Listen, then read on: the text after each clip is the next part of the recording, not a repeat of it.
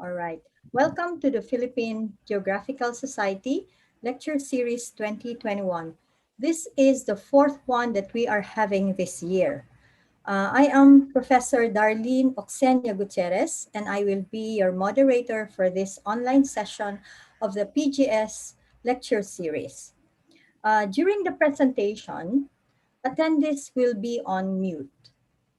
But we encourage you to interact with the online community attending this session by typing your comments and questions in the chat box or through our social media accounts in Twitter and Facebook.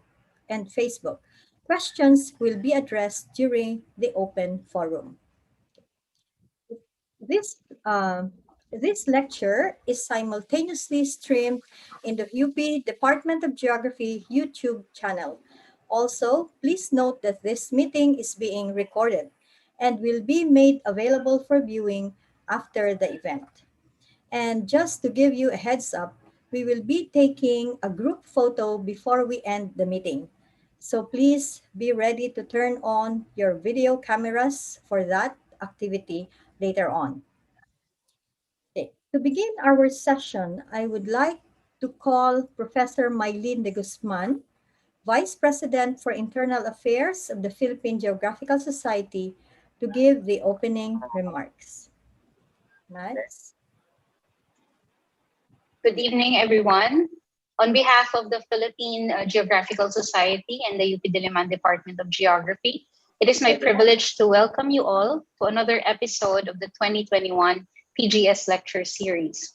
The PGS holds the PGS Lecture Series in lieu of the annual face-to-face National Conference on Geographical Studies due to the pandemic that has drastically changed almost every aspect of our everyday lives. The PGSLS is geared towards our objectives to promote geography and highlight geographic researches by our fellow geographers and allies in the field. For this lecture, our invited speaker will share his works in the field of community-based disaster risk reduction and management through the use of participatory three-dimensional mapping, or P3DM. At the registration, we asked you to describe DRRM in one word, and we created a word cloud from your responses.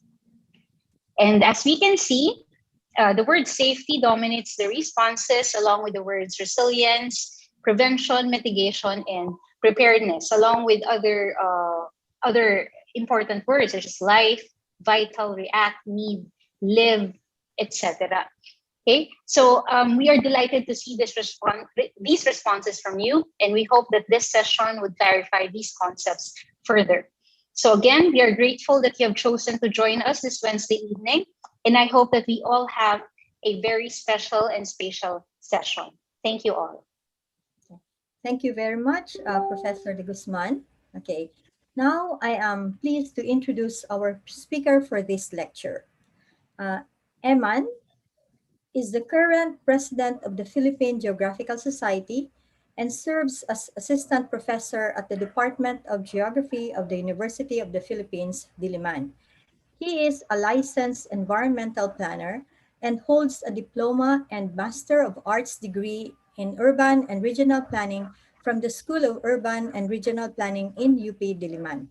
His research engagements include participatory and community-based disaster risk reduction and management, tourism management, transport, and heritage conservation.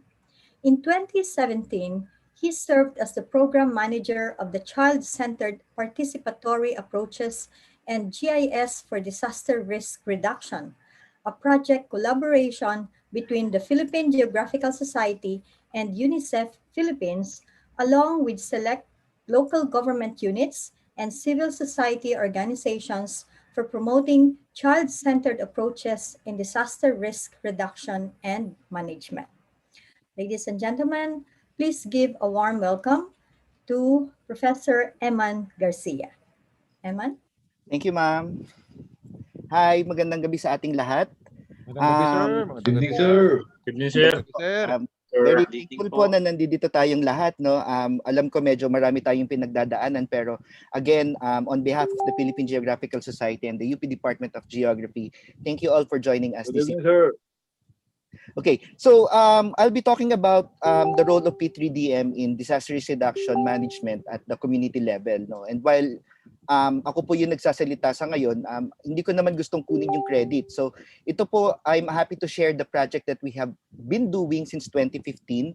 And I'd like to give credit to my colleagues na nakasama namin sa proyektong ito, sa mga iba't ibang civil society organizations, and to the different communities who have welcomed us in their barangays, in their communities, to help to let us help them in their disaster risk reduction and management. So, for tonight, my talk would be divided into three aspects. Okay, so first I'll begin with providing the context of this project, of this research. Then I'll be showing you the P3DM process. Ultimately, na mag-build siya doon sa nakita namin na naging contributions ng P3DM sa disaster risk reduction and management. Okay? So, to begin, I'd like to begin my presentation with this quote from UN Assistant Secretary General Margareta Wallström. Sabi niya, disasters are first and foremost a local phenomenon. Local communities are on the front line of both the immediate impact of a disaster and the initial emergency response, which experience has shown is crucial for saving the most lives. Gusto ko lang i-emphasize dito yung term na local communities, no? Kasi na-highlight natin dito yung communities bilang basic unit ng isang society na kailangan nating equip at i-capacitate when we talk about disaster risk reduction and management. Okay? Just to set the context, we all know that the Philippines is among the countries with the highest disaster risk. And geography has a lot to play with this, no? Because we are located along the Pacific Ring of Fire and the Typhoon Belt. So talagang disaster prone tayo. Hindi naman sa ibig sabihin na wala tayong ginagawa. As a matter of fact, na-observe yung ating increasing resilience. Pero talaga lang yung location ng Philippines ang nagbibigay sa kanya ng pagiging disaster prone natin. Okay? Since the 1970s, there has been DRR-related legislation, but most of them are geared towards addressing yung paglalagay ng mga calamity funds for post-disaster operations. Nakakita rin tayo ng paradigm shift from reactive to proactive disaster response, especially during the endorsement nitong RA 10121 or the DRRM Act of 2010, which basically calls for a community-based, participatory, and bottom-up approach to DRRM. No? This is based on the Sendai and the Yoga framework, kung saan nagko-call siya ng people-centered approach to DRR. Okay? So, sa mga ganitong context, kailangan nating makita ano ba yung pwede nating kung sinasabi natin na kagaya ng sinabi ni Wallström, no, if disasters are indeed local phenomena, and kagaya din ng iba't ibang mga research ni Sir J.C. Gayard and others, no? And local communities are at the primary victims of disaster. Kinentextualize ko yung the need for a methodological approach, yung problematic ng aking research into this question, no? Ito yung isa sa mga question na pwede nating itanong. How can we involve communities in DRRM and how can we engage their local knowledge? Okay. So may mga key terms tayo dito. Okay, ginamit ko yung term na local knowledge. And when I say local knowledge, I do not just mean yung mga traditional na superstitions, yung mga beliefs natin, no. When we say local knowledge, there is a wide literature on this. Local knowledge primarily pertains to what the community deems essential, no. And in this context, kung ano yung mga useful information that the community can use in their DRR initiatives.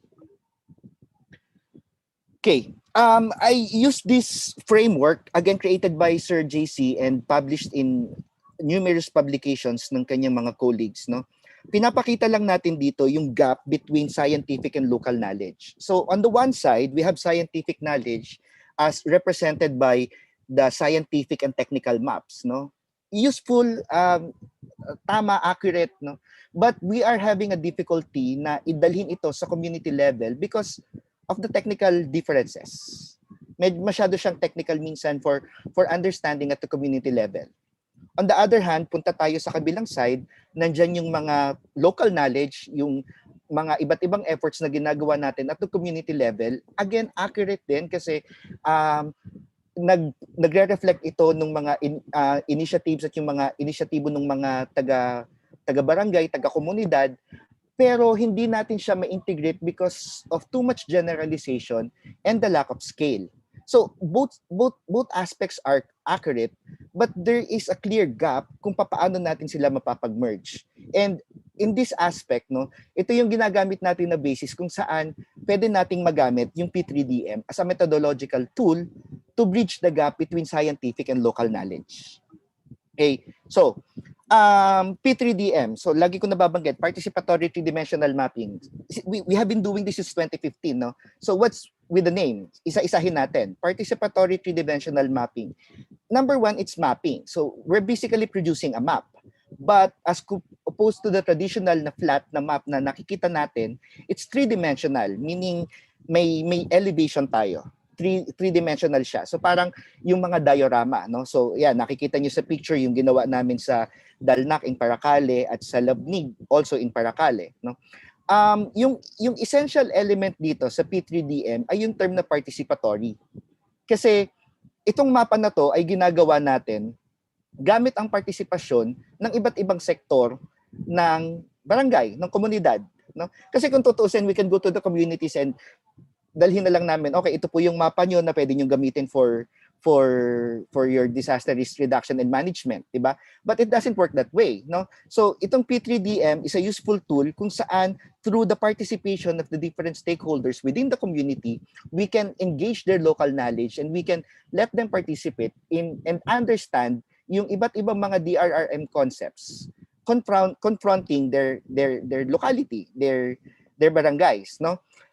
I can go on and describe what this is, no, but I think it's best to show you the process kung paano ba siya ginagawa para mas mag-grasp natin kung ano ba talaga si P3DM. Okay, now before we go to the different communities and start the actual process of making the P3DM, there are several processes involved. Kailangan yung preparatory works na kailangan. Okay? So first, kailangan muna nating mag-touch base with the barangays na nagagawa natin ng P3DM. In this aspect, malaki yung tulong ng mga civil society organizations or mga NGOs kasi sila yung nagle-lay ng groundwork with regards to DRR. And sila yung magsasabi na, okay, kailangan po namin ng P3DM, so gawa natin dito. No? Once magawa natin yon, what we do is we basically create tarpaulin, topographic map of the barangay. Ipiniprint namin siya sa tarpaulin.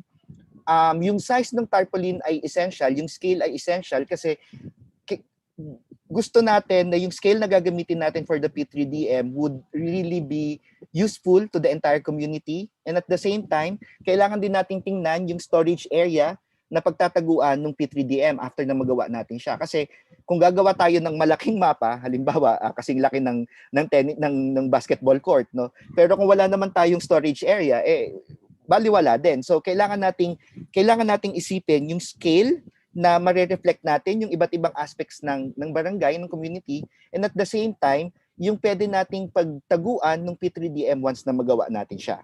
Okay? So, once na okay tayo dun sa process na yon, ito yung susunod nating process. And I would like to take credit sa field class ng Department of Geography ng 2015 for creating this video. So this is the P3DM process. Ito yung ginagamit namin sa paggagawa ng P3DM. So again, meron na tayong tarpaulin. We begin with introducing to the community kung ano ba yung topo map. It's also an initial way of validation ng local knowledge nila. Papaliwanag muna natin sa mga community members. And then we begin by assembling styrofoam kasing laki ng tarpaulin. No, parang simpleng process lang ito ng tracing. So kung gaano yung tarpaulin, mag-create tayo ng styrofoam, magpuput together tayo ng carbon paper kasing laki ng styrofoam at ng tarpaulin, and then iisa-isahin nating i-trace yung contours, yung elevation na nandoon sa tarpaulin papunta dun sa styrofoam. This is very participatory, even children, even elderly, women, and participants. Okay? Once na matrace, may grupo ng mga tao na magkakat ng na-trace na contours, and then we stack them together para mabuo natin yung elevation ng barangay. Kagaya ng nakikita nyo. So para mas ma-polish natin siya pagkatapos na ganyan and ma-remove natin yung terracing, we cover it with paper mache. Gamit yung newspaper at saka yung gawgaw. After, so talaga parang community effort to, no? After this, we use white paint to cover lang and to prepare the map sa susunod na mga information na ilalagay natin. But while waiting for the paint to dry, we conduct yung usapan, no? Yung mga information na ilalagay. Ito na yung iba't ibang mga community consultation, disaster history, vulnerabilities, hazards. Yan. Then we proceed with painting of the land uses. In the P3DMs that we create, we make it a point to use the standards by the HLURD, yung iba't ibang land uses, para pwede natin siyang i-elevate at the municipal level. And then we proceed with mapping of the household. Push pins represent houses, and I will explain this later. The yarns signify yung hazards na meron doon sa community. Natali natin sila to designate yung extent ng hazard na nagko-cover sa barangay. After this, we map the capacities and vulnerabilities using other push pins. So, makikita nyo mga ikaw yan, binili namin sa Divisoria, no? To show variety of the capacities and vulnerabilities the barangay. And then, we do sequence table. Even yung mga community members who participated can conduct this risk analysis. We do detailing for aesthetics. Pwede natin ilagay just to be realistic. No? So, mga poste yan. Coastal area, pwede natin lagyan ng buhangin para mas maging makatotohanan sa final output sa Barangay Labni at sa Barangay Dalman.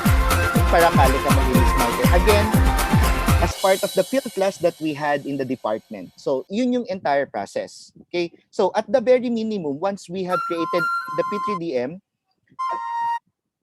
at the minimum, the P3DM would contain the following information. Wait lang, highlighter, para mas mapakita natin.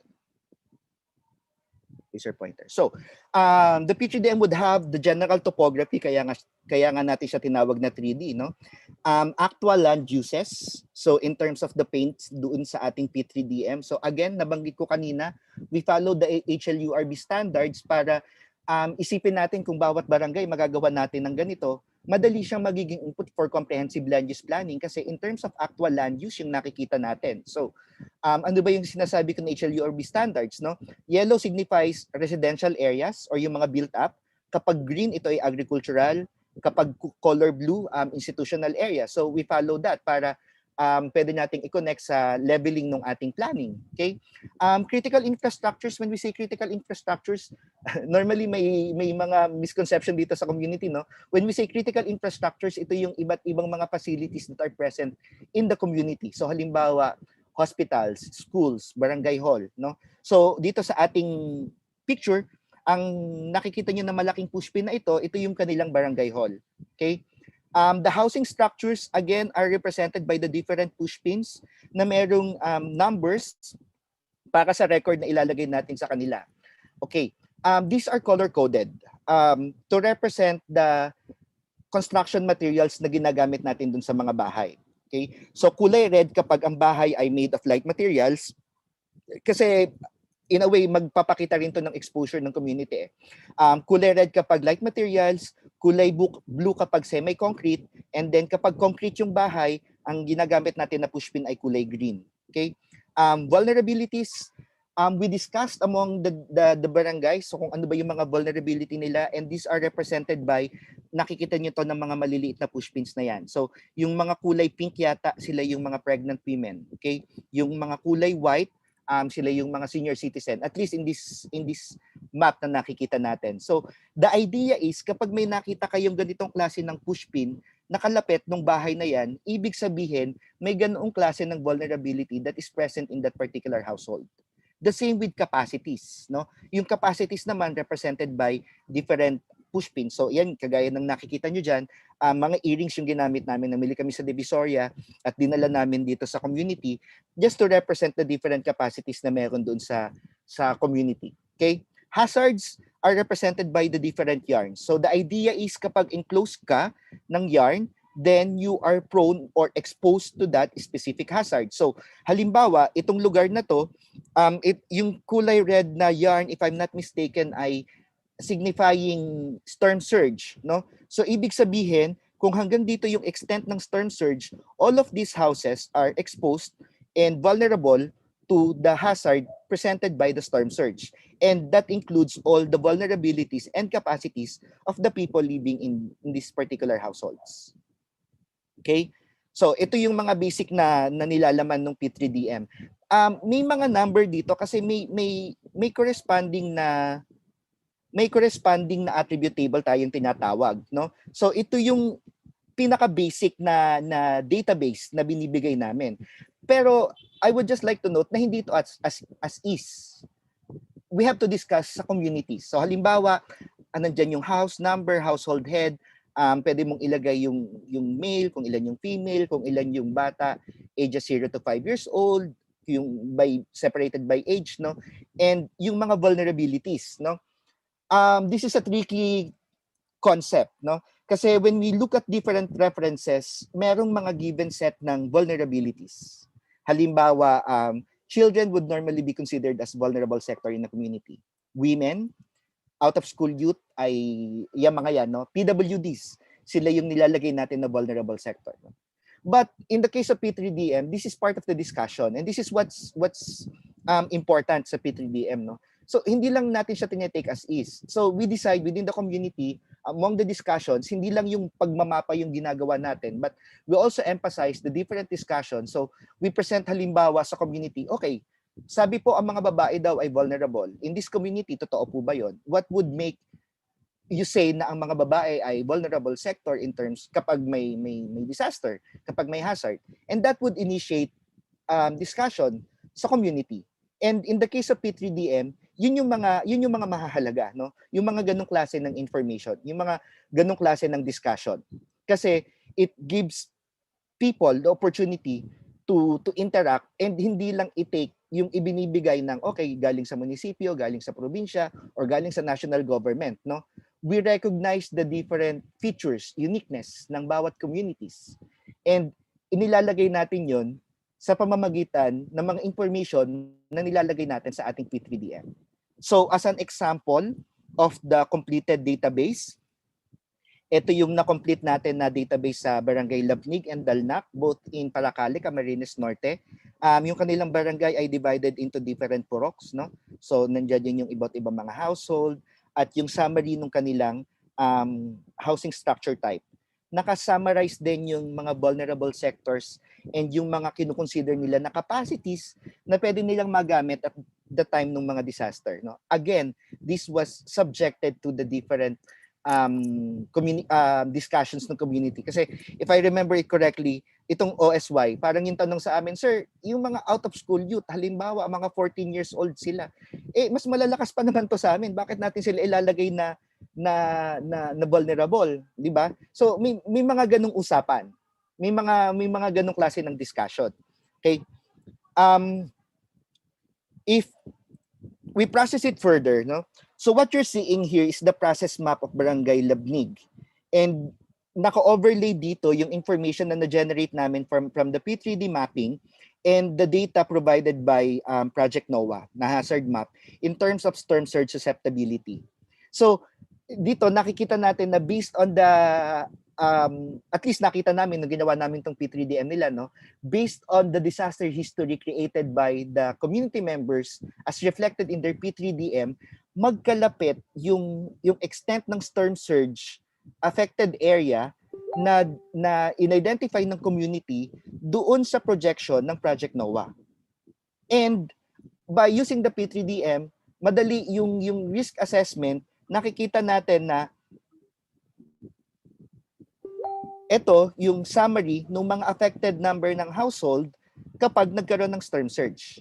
So by looking at the P3DM, kayang-kaya mo silang bilangin. Okay?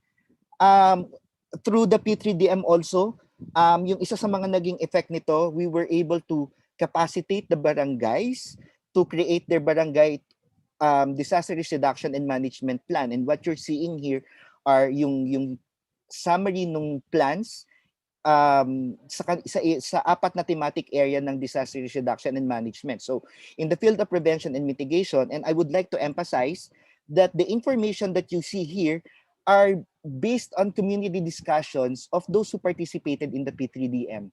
Hindi ngayon na relegate lang sa barangay officials, sa municipal officials ang pagki-create ng disaster risk reduction and management plan. Those who participated in the P3DM have significant inputs in crafting their disaster risk reduction and management plan. And kung titingnan natin in the end, mas madali mo ngayon siyang may implement because readily naunawaan ng tao kung ano yung plano na ginawa nila na para sa kanila. They have input for the different thematic areas. No? Meron tayo for prevention and mitigation.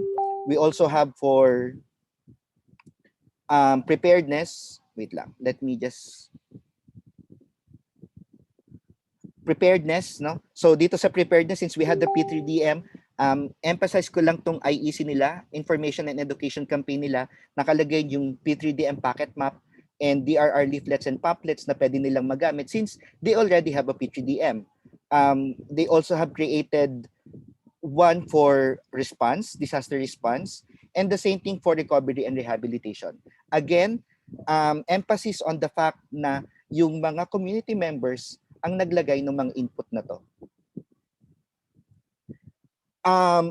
Following the P3DM that we have created in Paracale, we were tapped by UNICEF in the creation of CPAG DRR, Child-Centered Participatory Approaches, and GIS, for disaster risk reduction.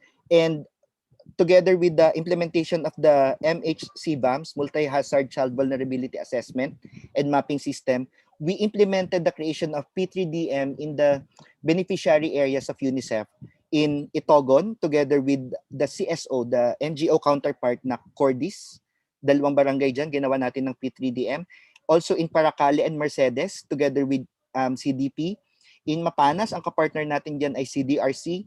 In Milagros, Masbate, with Tabi, Masbate, and in Carles, Iloilo, ito mga island barangays ito, ang kapartner natin dyan ay UP Visayas Foundation. Okay? And in the succeeding slides, I would like to show you yung iba't ibang itsura ng P3DM na nagawa namin in select communities. So, ito yung sa Barangay Dalnak in Paracale. So, we first created this during the field class of 2015, but this has also been updated during the CPAG DRR project implementation. And just in case you're wondering how big the P3DM is, ito yung totoong size ng P3DM kapag ibang top view yung ginamit natin sa kanya. Okay? Natuwa naman si Paracale sa ginawa natin, so much so that they have also contacted us to create municipal level na P3DM. Itong municipal level na to, hindi naman siya yung kagaya ng community na bawat houses ay nandiyan, no? Pero at the municipal level, ano yung mga hazard exposure, and basically for tourism purposes kasi and for display, kasi nilagay nila ito sa kanilang bagong created na munisipyo doon sa Paracale. We have also been in partnership with several others in the Visayas area, no? Nandyan si Consuelo Foundation sa Eastern Visayas and sa certain parts of Visayas, Giporlos, OWAS, kasama na rin namin si EcoWeb, no? Yung significant dito sa experience namin sa Visayas ay dito kami nagsubok ng training ng trainers. So yung ginawa naming strategy dito, since gusto nilang gawin sa iba't ibang barangays in particular communities and limited din lang naman yung oras na pwede namin gugulin sa field, no? So yung naging strategy namin was create a P3DM for one barangay, but while doing that, we invite participants from other barangays din. Para kung gagawa sila ng P3DM, then kung sino yung gumawa, sila naman yung magpapacilitate sa susunod na barangay and so on and so forth. Merong mga success story kasi sa huli kong update, merong isang municipality na nagawa nila ito for 15 of their barangays, if I remember it correctly. So, nakakatuwang marinig at malaman yung mga ganyung klase ng information. Okay? In the urban areas, nagsimula kami ng partnership with PDRF, Philippine Disaster Resilience Foundation. PDRF tapped us to do a P3DM in Pitogo in Makati, and we also had another one in Rembo, Makati rin. No? nagawa si P3DM pero may mga stark contrast, no? Hindi kagaya nung sa rural barangays na kaya mong ilagay yung mga bahay. Syempre by sheer number ng population, all you can do is generalizations. Pero still nandiyan pa rin yung P3DM natin, and we can still utilize this in crafting their disaster risk reduction and management plans, no? The biggest one that we have created is in Commonwealth, still in partnership with PDRF. Okay? So ganito kalaking mapa, and in case you're wondering, yung equivalent po niya ay 2 plywood.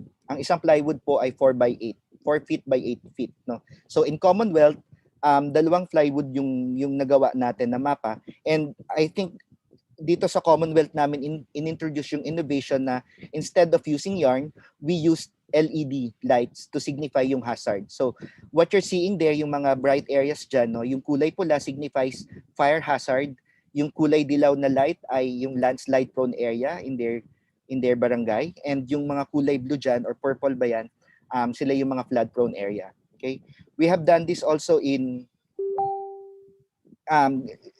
just to show you the details, no, kung gaano karami mga bahay yung kailangan nating ilagay diyan, no. What worked in here is yung internal arrangement within the barangay. So kung sa mga rural areas, 'di ba, na-expose din ako dun sa nakakatuwa na may mga iba't ibang dynamics pala within the barangays, no. So yung ibang mga barangay merong mga purok, may mga sitio, no. In Commonwealth, what they have are bases. So meron silang base 1 hanggang base 9 yata. So what worked here is yung sinegment namin yung barangay into each specific base, and the BHU allocated o na nakatask doon sa base na yon, sila yung nag-a-update ng information doon sa kanila. And na-accomplish naman namin yung P3DM na to sa Commonwealth.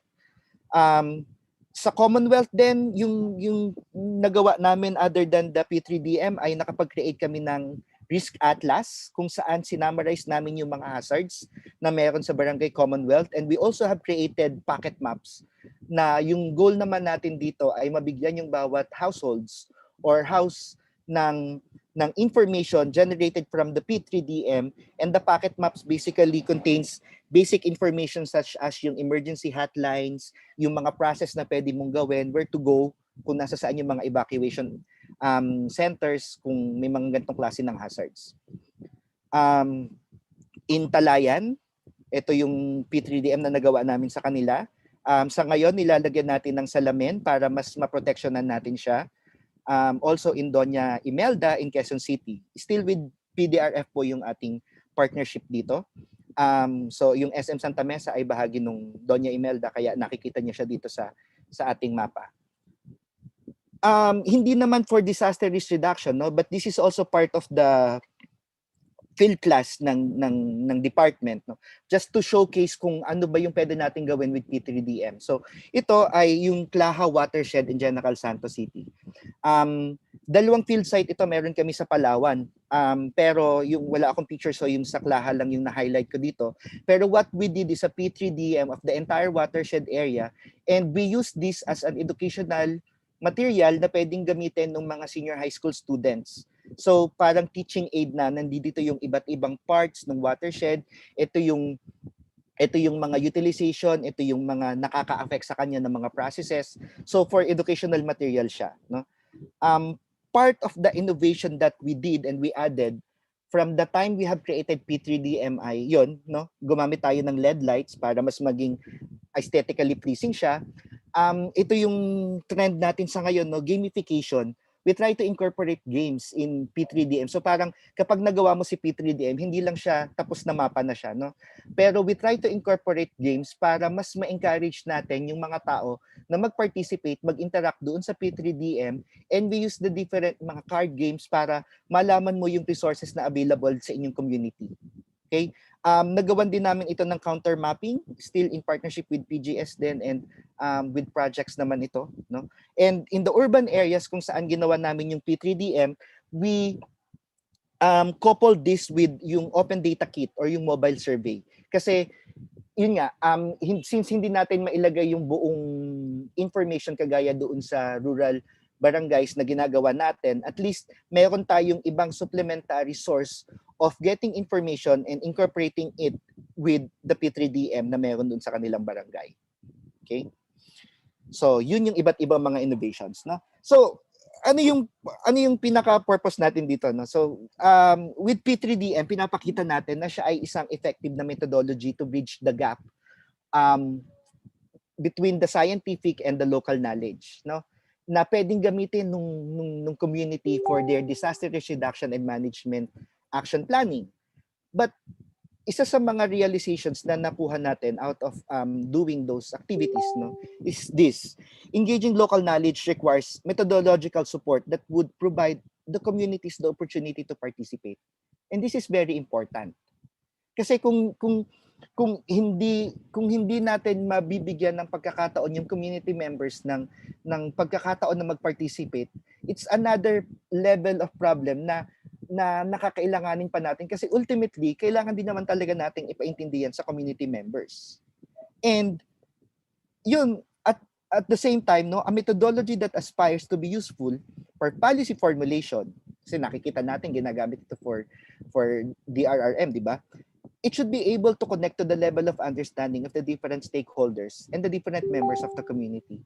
And I think this is a very clear advantage of P3DM over other participatory means. No? So in the next slides, I'll be showing you the different contributions that we have through time, no, na nakita namin. Ito yung iba't ibang contributions ng P3DM in the field of DRR. No? Number one, it offers opportunities for inside and outside actors to discuss. So, di ba, sanay tayo minsan na kung ano lang yung ibinabato sa atin ng munisipyo, ng probinsya, o kaya ng national government, sanay tayo na tinatanggap natin siya, no? But with P3DM, we are given the opportunity to really engage and communicate. We can discuss with DRR practitioners, yung mga community members natin, and try to let them understand yung context ng community na normally ay nakakalimutan natin or na-overlook natin. I couldn't have said it better dito sa article na nilagay nila, Sir JC, no? P3DM provides a tangible tool whereby the most marginalized people who may have poor understanding of scientific concepts but a very good knowledge of their social and physical environment can discuss DRR with scientists who may have a poor understanding of the local context. Diba? So parang through this and through the opportunities for participation and for communication, nabibridge natin yung gap, napapag-i-interact natin yung totoong actors na kailangang mag-interact kapag pinag-uusapan natin ay DRR. Okay? Next, it bridges the gap between scientific and local knowledge. Okay? So what you're seeing here is, again, the top view of the P3DM of Labnig. And yung mga vertical and horizontal lines dyan, yan ay yung GIS shape files na generate natin. And as you can see, there is a clear overlap sa kanilang dalawa. So, since nag-umpisa tayo sa paggawa ng P3DM natin utilizing scientific information, base maps from NAMRIA and other scientific and academic institutions, no? But the informations that are being included are provided by the different community members. So once you translate it back to using GIS, no, yung mga normal problems natin ng scale and generalizations ay nasasagot natin kasi saktong-sakto sila. Magkatama at magkaparehas yung scale na ginagamit nila. So therefore, pwede mo siyang magamit at the municipal level for their planning, pwede mo siyang ibato ngayon sa province, at pwede mo siyang ibato ngayon sa mas mataas na level ng government for further analysis. Next, P3DM recognizes locals as experts in DRR, which should be the case, no? DRR practitioners can go on to the different communities and discuss na, okay, ito yung vulnerabilities, ito yung hazards, ito yung alam natin with DRR, no? But hindi natin ma-replace yung indigenous knowledge na meron yung mga tao doon na nakuha nila at na-generate nila out of living in their communities. Diba? So with P3DM, napapalabas natin itong ganitong klaseng information at napapalabas natin yung expertise ng mga community members to provide information na pwede nating magamit for action planning. It engages the participation of the most marginalized sector. So even those who are considered as the vulnerable sectors, no, meron silang papel na pwedeng gawin sa iba't ibang stages ng P3DM. Kahit mga bata, kahit mga matatanda, kahit mga babae, even PWD. Doon sa P3DM namin sa Talayan, one of the active participants na meron kami ay isang PWD at talagang interested siya na mag-attend kasi doon niya nakukuha yung information na kailangan niya if may kailangan siyang malaman with regards to DRR. Okay? We also have encountered different problems of participation wherein halimbawa kapag nag-P3DM kami no yung mga matatanda sinasabay yung mga bata, wag na muna kayo dito, wag muna kayong magulo no. Pero we just have to find a way to also na makuha natin yung side nila. So kapag may nakikita kami ng mga ganon no o kaya yung mga medyo natatabunan na information. No? So, ang ginagawa namin, nagko-conduct kami ng focus group discussion para yung information na alam nila, maisama pa rin at maibalik pa rin natin sa pagpaprocess ng ating P3DM. Okay? P3DM fosters contribution of local community in knowledge production and action planning. As you can see in the examples that I have provided earlier, no? Community members were able to provide inputs in the plans that they are creating na kailangan nila para sa kanilang community. Needless to say, P3DM empowers local communities. It gives them a sense of ownership of the process. It gives them a sense of participation doon sa mapa na ginagawa natin. And this is one way of really empowering community members in terms of DRR. So utilizing those contributions, no, yung mga key points ko. I'm down to my last few slides, no. Yung mga key points na gusto nating emphasize. There's no single person or institution who possesses all knowledge to implement an effective DRRM. And DRRM commands many kinds of knowledge, which includes resources of children and other marginalized sectors of the community. And dito yung kahalagahan ng P3DM na naipapasok natin sa kanya, no? Just to conclude, no, P3DM facilitates dialogue among stakeholders. It can be used for other development activities kagaya ng health, solid waste management, and local heritage planning, among others, no. The data generated proves comprehensive and reliable to all stakeholders. So yung bridging the gap between the scientific and the local communities, local knowledge, no? It acknowledges and makes sense of the uniqueness of the community as well as their local knowledge. So no P3DM is ever the same kasi magkakaiba naman talaga yung mga communities natin, di ba? And with the different process that we implement, mas na-highlight din natin yung uniqueness ng characteristics noong community na ginagawa natin ng P3DM. Last, it contributes to community empowerment by instilling a sense of ownership of the map and the process to the community. And again, I can go on with other key points na pwede nating ilagay, but I'd like to end my presentation. I hope you can give me at least 3 more minutes. No, I want to show you the summary video of our SIPAG DRR project kung saan yung iba't ibang mga communities na ginawa namin ng P3DM have emphasized yung naging effect ng P3DM doon sa kanilang projects, sa kanilang iba't ibang mga project sites. P3DM, nag-start ng 2006.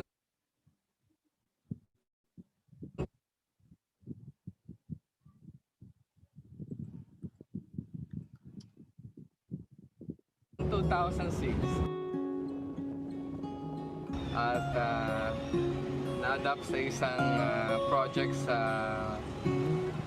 Divinubo Island sa Boronga. And since then, nagkaroon na ng mga ilang proyekto kasama na mga NGO. Nagustuhan nila kasi parang isang community project, very participatory, at ang output very useful sa planning.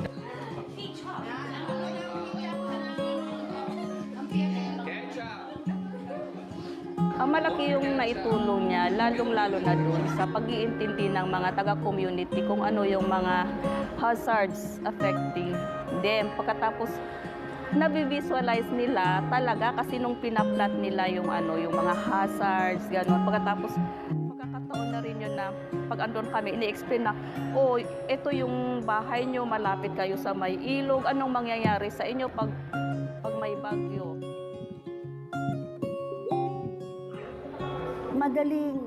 Madaling mag-grasp ng mga taga-community at kapag nakamapa ng ganun, kasi nabivisualize, nakikita agad nila.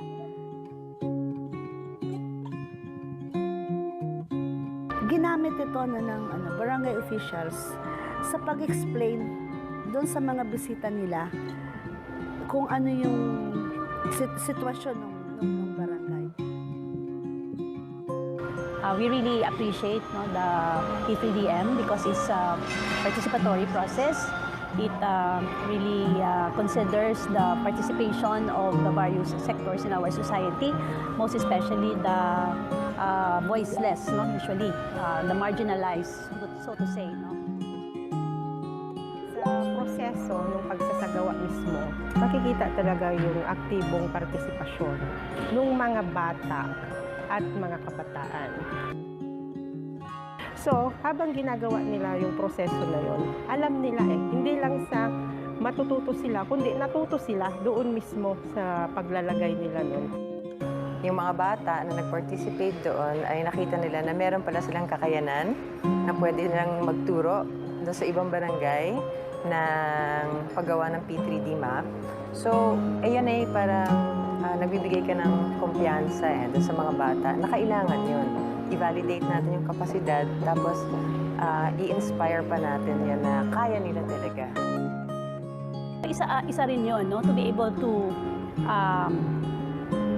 raise the awareness of our LGU officials, not only at the barangay level, but also at the municipal level, of the data that is available, that they can use for planning, and the potential of this particular map and the data as well, na pwedeng magamit sa other development endeavors din in the community and in the LGU. Actually, dun sa annual assessment namin with our partners, yung P3D mapping activity experience nila, yung hindi nila hindi nila makalimutan, talagang yun yung binabanggit nila. Madaling i-update, cheap in terms of cost. At nag-enjoy yung mga tao. I think that's the most important part, yung fun part ng P3DM.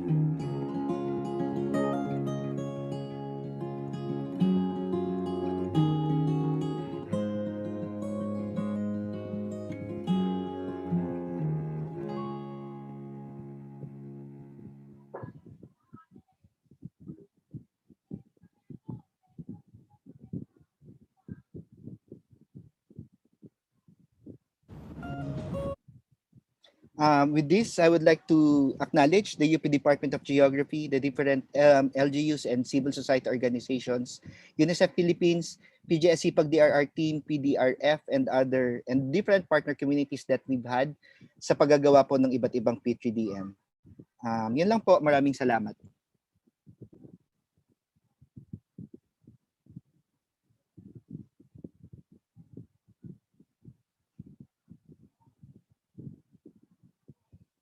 Ma'am Darl, nakamute po kayo.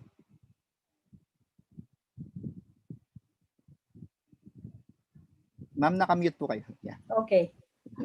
Can you hear me now? Yes po. Okay. Thank you very much, Eman, for that comprehensive presentation regarding three-dimensional, participatory three-dimensional mapping and how it can be applied in disaster risk reduction and management. Now, during the presentation, we have received several questions in the chat box, and some of these are very interesting questions. So to start with, the first question is, we have a question from, I think it's from Ra. Since you are mapping locationally and personally identifiable information, how do you deal with data privacy issues? Okay po. Ayan, medyo sensitibong usapin nga po yan, no? Lalo na doon sa mga areas na yung may mga armed conflict. So, paano natin ilalagay o paano natin i-filter yung information na kailangan nun? Kagaya ng nabanggit ko po kanina, no, walang P3DM na magkakaparehas kasi we recognize yung uniqueness ng iba't ibang mga community. So sa ganito pong tanong, number one, we have to realize na kung DRRM po yung pag-uusapan natin, we have to include baseline information that can be used for planning. No? Now, with regards to data privacy, ang sagot po na kaya kong maibigay dito ay it depends po on the agreement of the community. Sila po yung bahalang mag-decide kung anong level ng information yung ilalagay nila doon sa kanilang P3DM.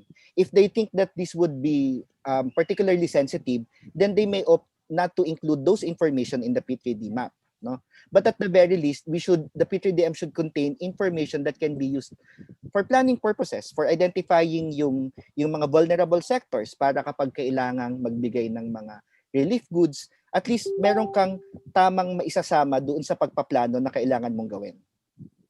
Yun lang po. Okay. Thank you, Eman. We have another question. Ito yung question pala ni Ralph. Now, where can we get or download the terrain or topography template? Ay, okay po. Natatawa ko. Yung ginagamit po natin, we coordinate with national government agencies, no. So sa mga ganitong pagkakataon po yung NAMRIA, kasi sila po yung pinagkukunan natin ng baseline information. Sometimes din yung iba't ibang mga LGUs, meron na silang na-acquire ng mga mapa nila. PVOX, pwede rin silang mag-provide ng mga data. May mga standards din tayo na sinusunod halimbawa yung sa MGB yata yung ginagamit natin for iba't ibang mga hazards din. So meron tayong mga national government agencies na pwede nating pagkunan ng official na source ng ating map na pwedeng magamit. Okay, salamat. Meron pa tayong isang question dito. Mayroon na bang attempt upang ma-institutionalize ito sa national level, no? That is, naipanukala na ba sa NDRRMC and other related agencies? Kasi napakalaking tulong po ito kasi sa iba't ibang mga pamayanan. Napakalaki, napakabiglang dami. Yung with UNICEF po, kapartner natin si NDRRMC po dyan, no? Pero siguro we recognize din yung iba't ibang, paano ko ba sasagutin to? Mahirap din kasi na maganda, and I appreciate yung suggestion nyo. Maganda talaga kung mapapatupad natin to sa iba't ibang communities natin in the Philippines. And there have been several attempts, no, with different yung mga organizations na ma-replicate at ma-implement ito sa kanilang mga lugar, no. Pero on one side, medyo mahirap din ito na tingnan na imposition, lalo na kung my point is, kung halimbawa biglang i-ano natin to, maganda na maging standard siya na process, no? Pero kung yung magiging dating ay imposition ng national government sa local government, medyo may problema din tayo sa kung paano siya ma-receive ng communities. Kasi they might look at this as additional tasks na pwedeng gawin, no? Kasi marami namang iba't ibang role. Maraming iba't ibang pwedeng gawin for disaster risk reduction and management planning. You can create a map na wala si P3DM. Maganda kung meron, di ba? Pero yun,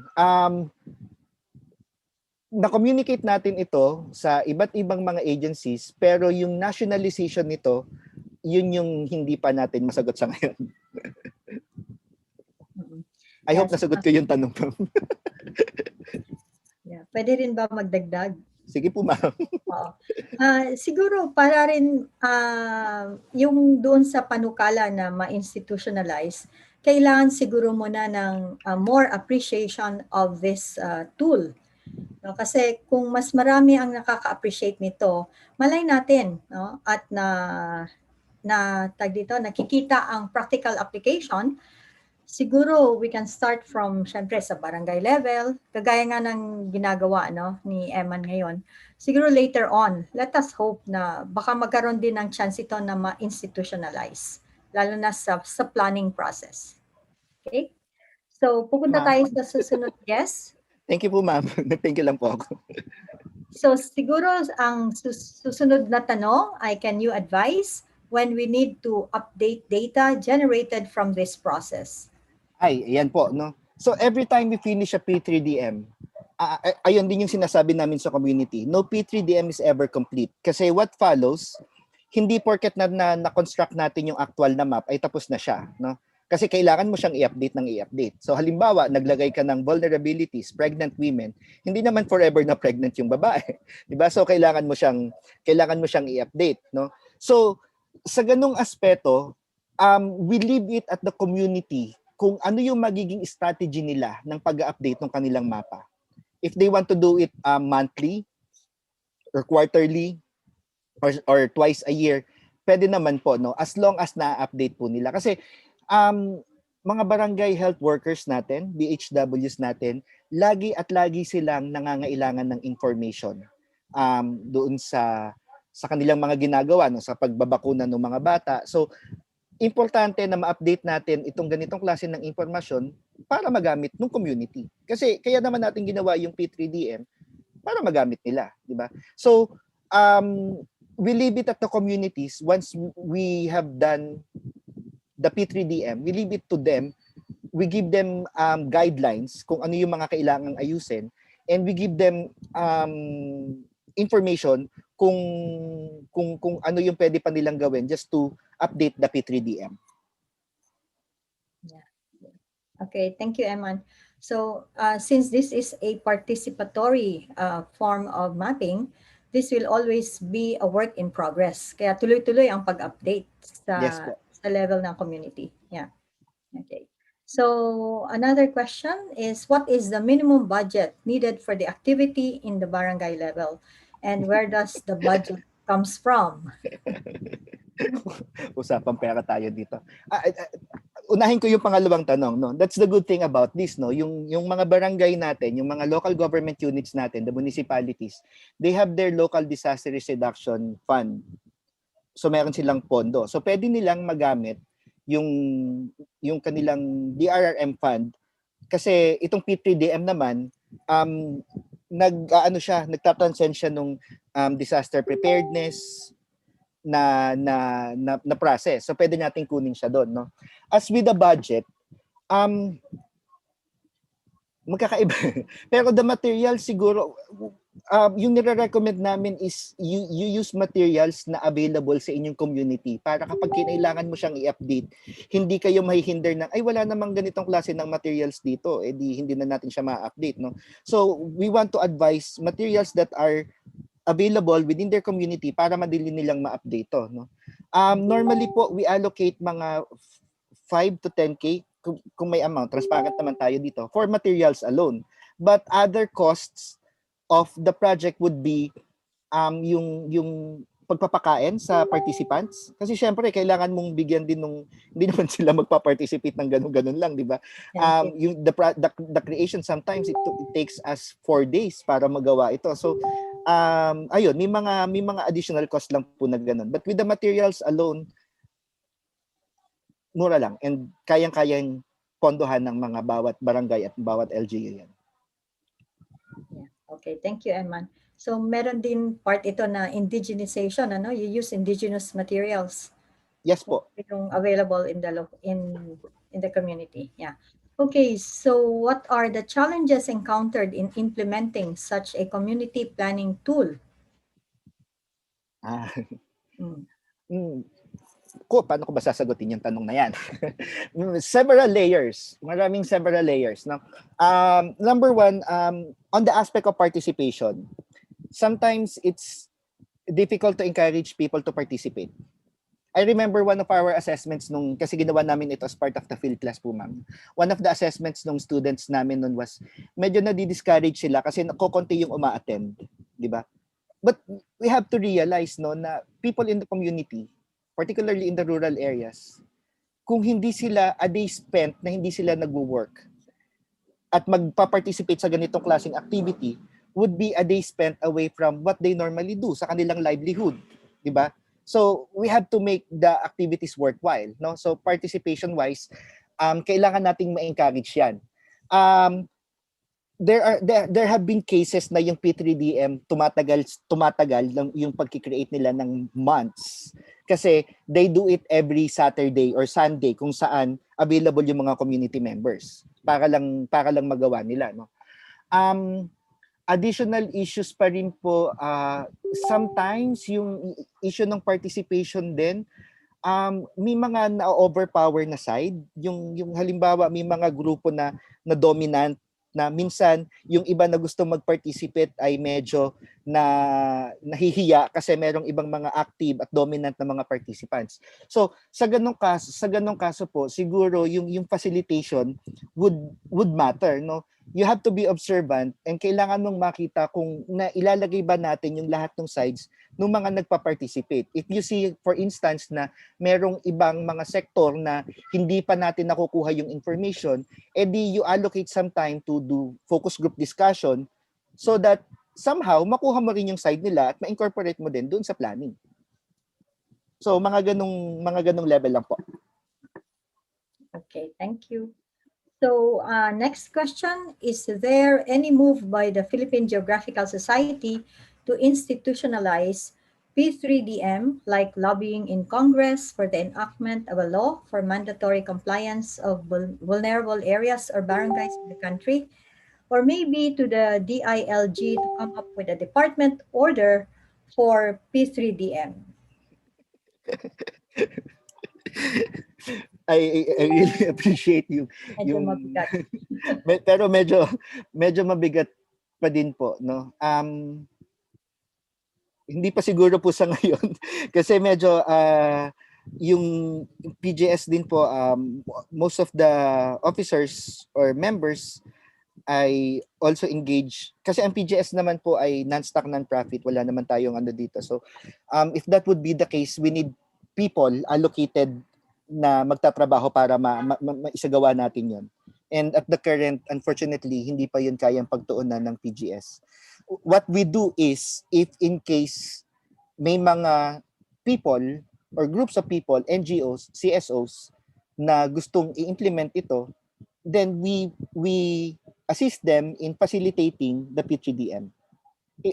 Yung knowledge naman po ng pagko-conduct ng P3DM, these have been made available in the public. Meron tayong mga post po nito, tapos na-train na rin natin yung iba't ibang mga CSOs, and hopefully sana ma-replicate natin ito sa iba't ibang communities with or without the Philippine Geographical Society. And if there are sectors here who would be interested in implementing it, nag-promote bigla, no? Pero kung interested kayo na gawin ito sa inyong mga localities, then you can contact us. As a matter of fact, the department every year, mid-year term, ay pwedeng mag-conduct ng field classes para magsagawa nitong mga P3DM activity natin. Pero again, thank you for your suggestion and thank you for sa trust na kaya natin gawin to. Okay, so another question, is there a way we can link this to OpenStreetMap so that data can also be shared and saved somewhere? Yes, opo. Every opportunity na pwede po nating gawin, no, para mas kasi minsan yun din pala hindi ko nasabi kanina, isang problema ng activity yung sustainability, no.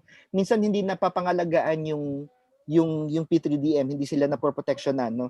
So kung meron tayong mga gantong klaseng methods na pwede nating idagdag sa kanya, edi mas ma-retain natin yung data, no? Anyhow, yung P3DM naman, yung map is an output, but more important than the actual map is yung process and the information na na-derive natin doon sa map. So incorporating this in OpenStreet mapping and other platforms, kagaya ng nabanggit ko kanina, nag-ODK na rin tayo, no? Pwede natin silang ma-merge para ma-preserve natin yung information na pwedeng magamit ng iba't ibang LGUs or communities for DRR. Okay, thank you, Eman. We have two more questions. What will be the ideal frequency of developing community participatory GIS? Can we do it annually? 2 years or 5 years to see the changes in land use? Ah, I see your question ng dalawang level po, no? Yung kung kailan gagawin si P3DM, actually once mo lang siya magawa, maproteksyonan mo lang siya at ma-ensure na nasusustain mo siya, okay na siya, no? Kung gusto natin siyang gawin for land use, at hindi masyadong DRR yung concentration natin, kung gusto nating makita yung land use sa kanya, well, the changes can be reflected kung may nakikita tayong impeto sa ating locality, sa community, no?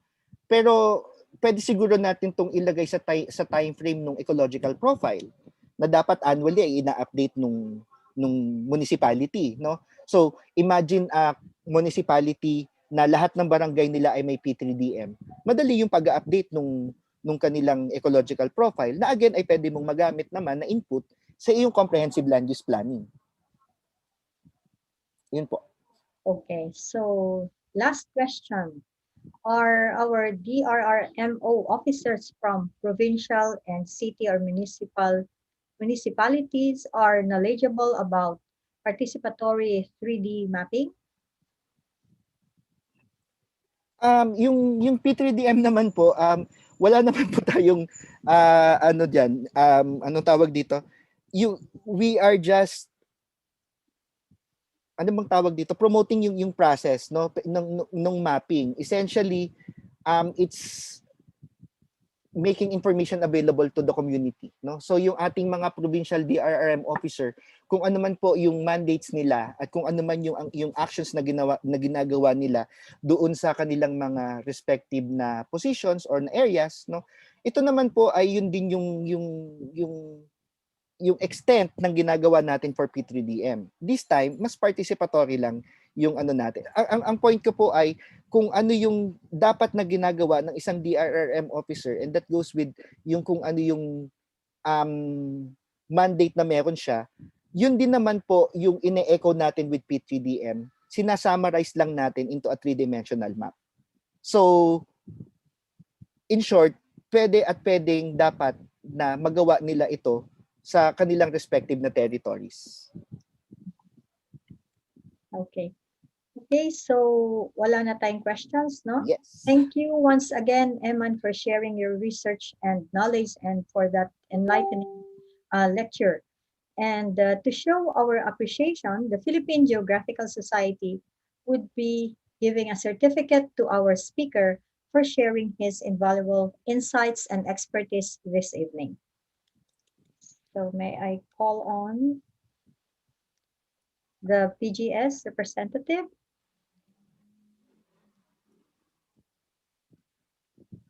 Okay, so I would like to read the certificate of appreciation.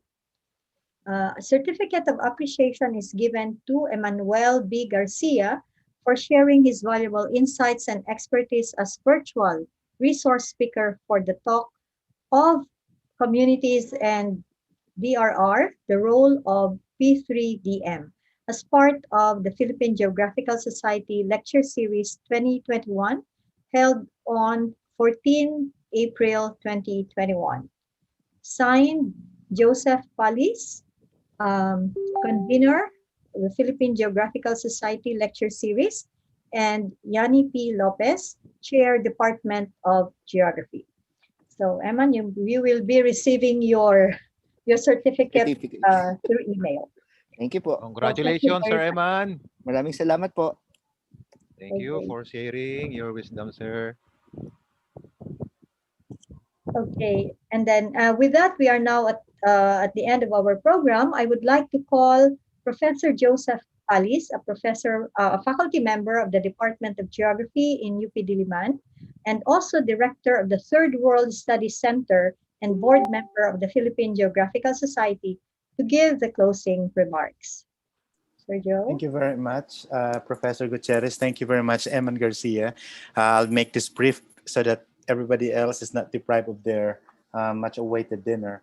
Thank you for this wonderful talk that you gave us. Many of us who are familiar with this approach and methodology are pretty much aware of what is involved, but it's also still interesting to hear questions emanating from the members of the audience of this particular webinar that we had. Just a few things I'd like to mention as a kind of tangential topics that mentioned by Professor Garcia is the importance of community participation. That much we know here because they are the experts, they are the people that we ask questions, and they are the ones who provide us with insights to guide us in their community when we create a P3DM mapping.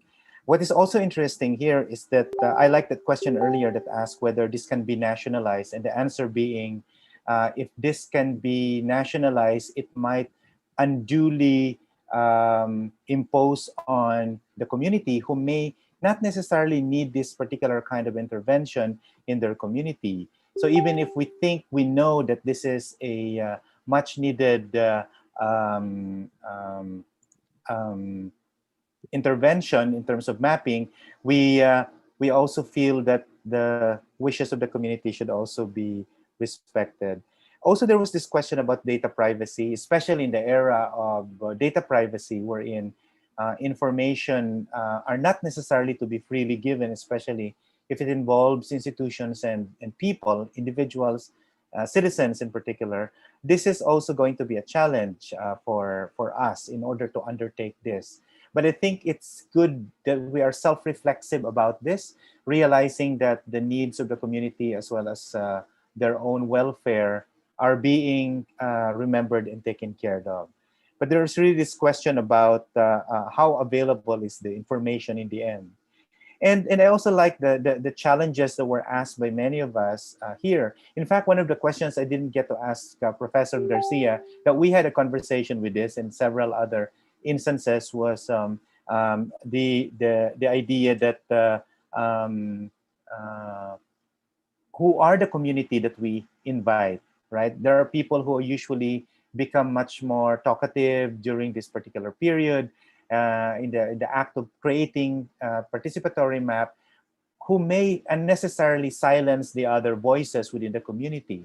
And also there might be a gender issue too, wherein women are most likely given tasks that are more about for decorating the map rather than being active, agential, or meaning much more active involvement in the creation of the map, and not just in other ways. And also other things too, like children, LGBT community, who are also or should be involved in this particular kind of project. So thank you very much for this wonderful talk, Eman. And like what he said, you can get in touch with the Philippine Geographical Society if there are specific kinds of need that you feel we may be able to adequately comply with or do for the community. Like what Eman said, we usually do this every mid-year or summer, this particular outreach program as our extension work for the community.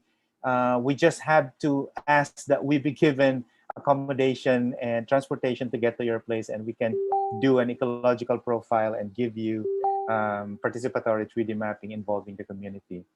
And also thanks for all of the thanks that were given in our chat boxes, and you're welcome. At this point, let me just say that thank you for your participation in our lecture series. If you're interested to become a member of the PGS, the organization has an open call for membership. For more information, please go to our website. It's www.phgeographicalsociety.org. Also, the PGS lecture series is an